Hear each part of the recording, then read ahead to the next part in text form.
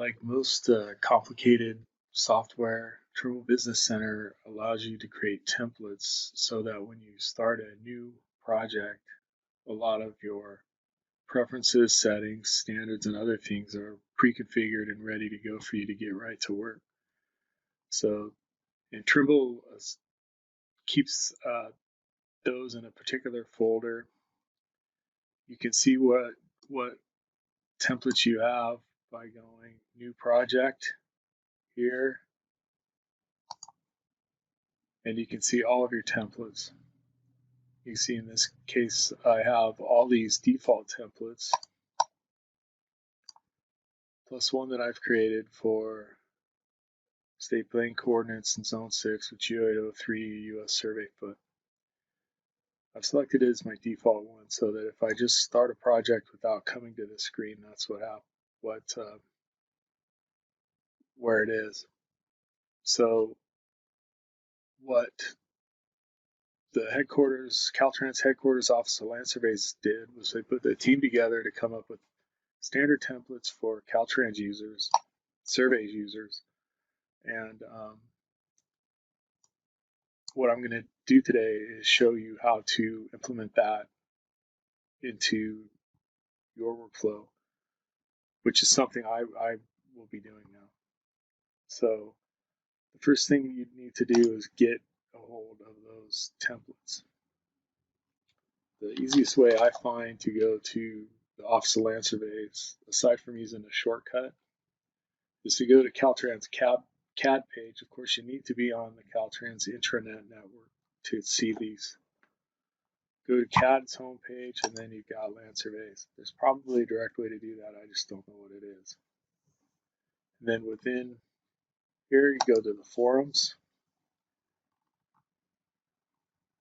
Of course, this would be a good time for you to create an account on these forums and go and subscribe to the forums for the software and hardware that you use in your work. So right up at the top, stuck to the top of here, is our Caltrans standard TBC templates. And here, 80s heartthrob John Gilmore has loaded or put a link to a FTP site where those templates are. So one has been created for each one of our NAD 83 state plane coordinate zones. And then there's also a document that describes all the settings that were done, that were put in place that differ from the default. And you can read this at your convenience. So in my case, I work in San Diego and Imperial County, which is all in Coordinate Zone 6. So what I'm going to do is only download this one. Many of our districts encompass several coordinate zones. So you would download all of those that you might need to use separately as one option. So what I'm doing here in Google Chrome is I'm going right click, save the link as, and it's going to prompt me to put it somewhere. So because I ran through a test on this, it's defaulting to a particular location that we want, but yours won't. So in order to find out where to put it, in the new project screen, it's showing us this location.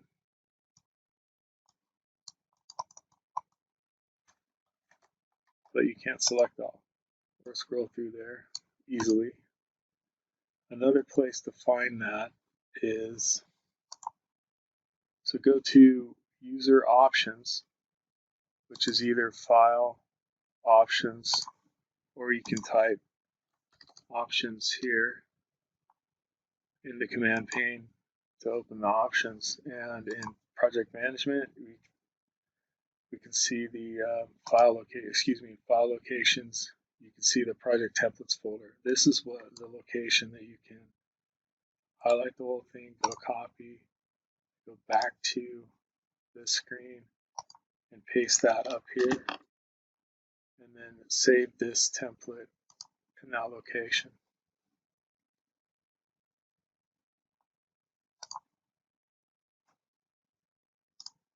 So now when we go File, New Project, we see this come up.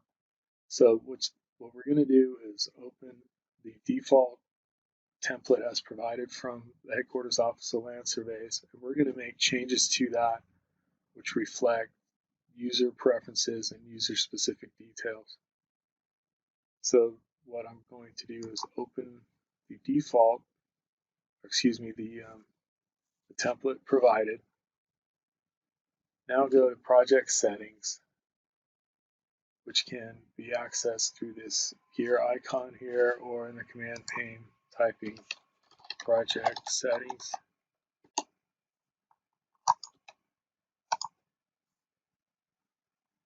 And then some of the things that definitely need to be changed are the user information,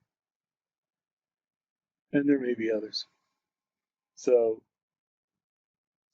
the first thing we can do is change this to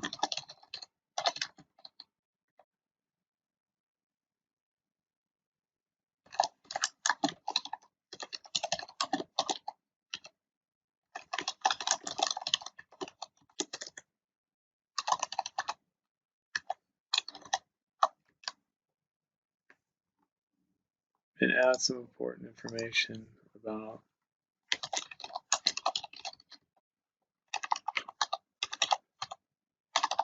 yourself. This information will appear in a lot of your, can be called upon on your reports. So if you have it, it's not necessarily something you're going to use a lot, but if you're creating a template, you may as well put it in there. And when you create reports, if you want to, you can call upon this information to populate those fields in your reports. And so in this template, you can see that we have these state plane projection provided. And our geoid model is set up for us.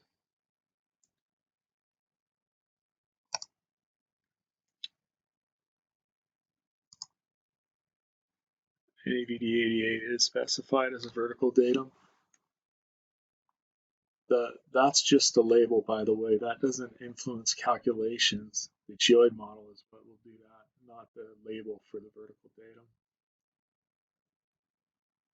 One of the big things that you find in here are units.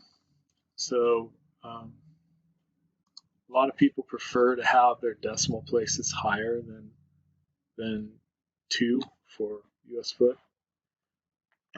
And that can be useful, in my opinion, for project analysis. But in the end, I strongly believe that your outputs should be reflected to some degree, certainly, of your significant digits. And in most of the work we do, 3/1000th of a foot is completely beyond any sensible significant digit estimate. So land surveyors in almost every instance should not go in outputting and reporting coordinate values should not go beyond 2 decimal places. So the Headquarters Office of Land Surveys template reflects that philosophy and is set for 2 significant digits. Set to the 100th of a foot. And you can, but if you need to, you can change that here for coordinates and elevations. And then for your distance display here. Sometimes you'll find that you need in outputting things, you don't have the option in your output, in the particular output you're doing, of changing your degrees, minutes, seconds settings. So you have to do that here in Angular. And it can be done here where you can go degrees.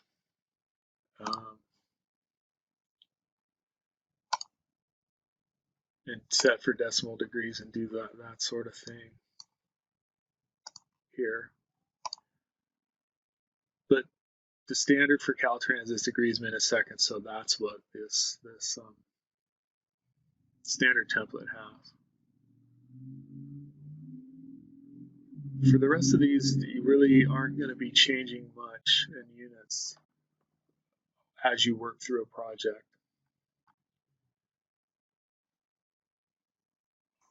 And then within specific workflows, some of these other settings can be discussed, including some of the unit settings. For instance, when you're working in post-process static GNSS work, it can be convenient to change to GPS time. But for the most part, when doing work in Trimble Business Center, you prefer to see your local time to help you correlate an observation with the time of day it was taken in your work. So the standard display is local time. So getting back to general information, entered the company information and user information and reviewed some of the unit settings that might be changed in your work.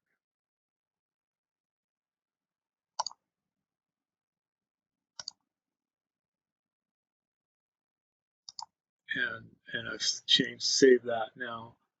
Right now, this is in Trimble Business Center's mind, this is a project that I would do work in, but I want to save this as a standard template for myself. So in order to do that, under File, we can save it as a template. So templates, it's important, in my opinion, to give them an intelligent name and not just say, for instance, oh, this is my Dave template. I might have work that has specific settings that I do a lot, and not just user settings, but for instance, GNSS time. So I might have a template that I pre-configured to set up to do static GNSS processing. I might have another one that I use for CSAC topo data processing.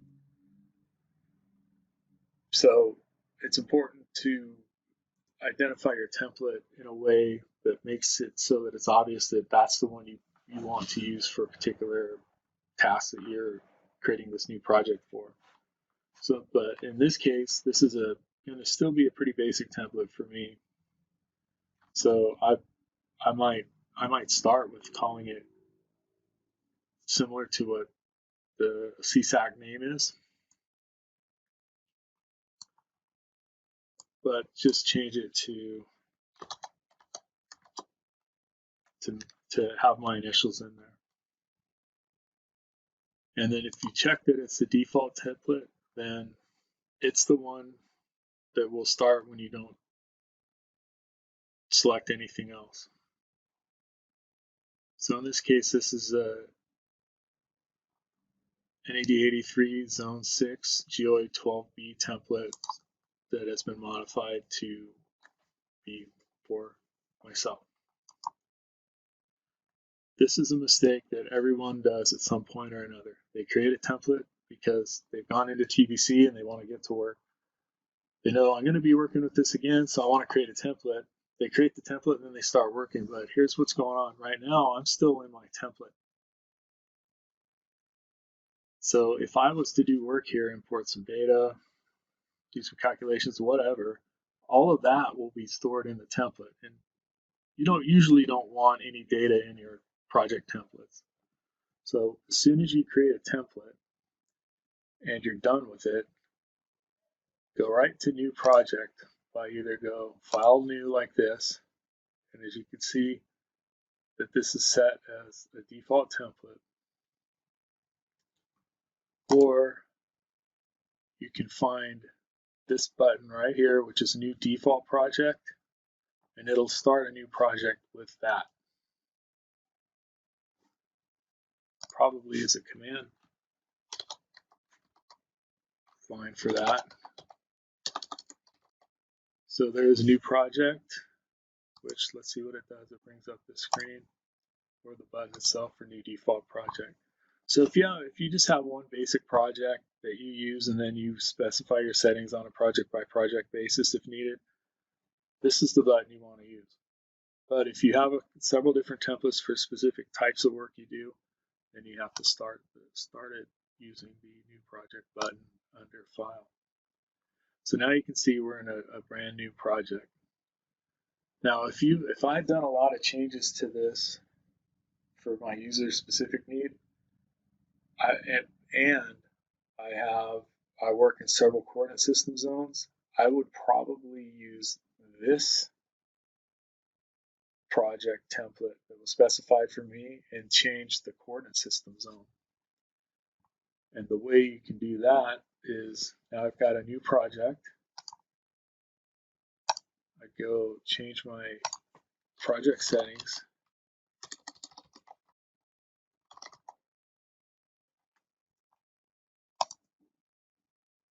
And under coordinate system, it's currently California Zone 6. Click change.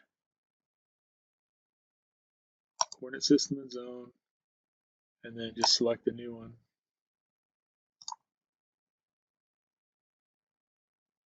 Everything else is the same. Now if I want to create a template from that, I'm going to go save as template. Click this name and then change it to 5.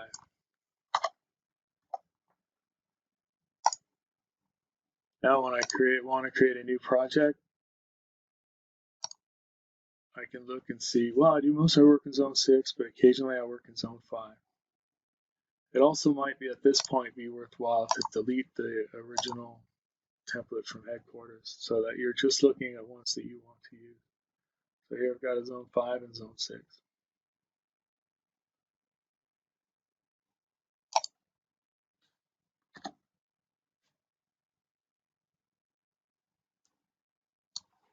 And again, now anytime I need to, I can go new project, see which zone I'm working in, go OK, and now I'm ready to work.